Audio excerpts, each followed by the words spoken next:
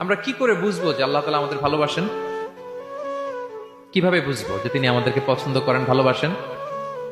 এটা বোঝার কিছু সিস্টেম আছে। এক নম্বর সিস্টেম হচ্ছে আপনি জাস্ট দেখুন যে আপনি নিজেকে কোন কাজে ব্যস্ত রেখেছেন। আপনি আপনাকে কোন কাজে ব্যস্ত রেখেছেন, আপনার লাইফস্টাইলের দিকে তাকান। লুক অ্যাট ইউর লাইফস্টাইল, আপনি নিজেই বুঝে যাবেন।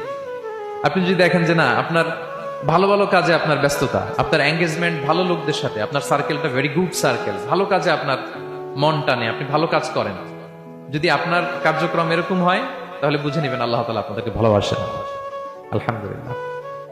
আর যদি দেখেন না, যত আকাম কুকাম আছে ওইটার সবার আগে আপনি, যেই কাজে আল্লাহর ক্রোধ আসে, আল্লাহ রাগ হয়ে যান, যেই কাজ ইসলামে করার নিষেধ, যেটাতে তার অসন্তুষ্টি, ওই কাজে আপনার এঙ্গেজমেন্ট, ইনভলভমেন্ট, আপনার সার্কেল গুলাও এরকম, তাহলে বুঝে নিবেন আল্লাহ ভালোবাসা, এই মহা সৌভাগ্য আপনার কপালে জোটে নাই।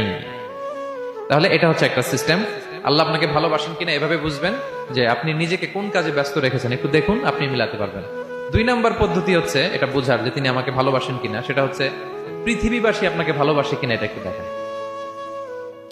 এই পৃথিবীর ভালো মানুষগুলোর কাছে আপনার একটা গ্রহণযোগ্যতা আছে কিনা এটা দেখেন। এটা দেখলে আপনি বুঝতে পারবেন। সহিহ মুসলিমের একটা ছোট্ট হাদিস শেয়ার করি।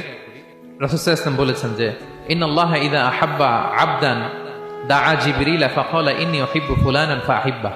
আল্লাহ তাআলা যখন কোনো বান্দাকে ভালোবাসে, তখন তিনি জিবরাইলকে ডেকে বলেন, হে জিবরাইল, আমি আমার এই বান্দাকে ভালোবাসি, তুমিও তারে ভালোবাসো।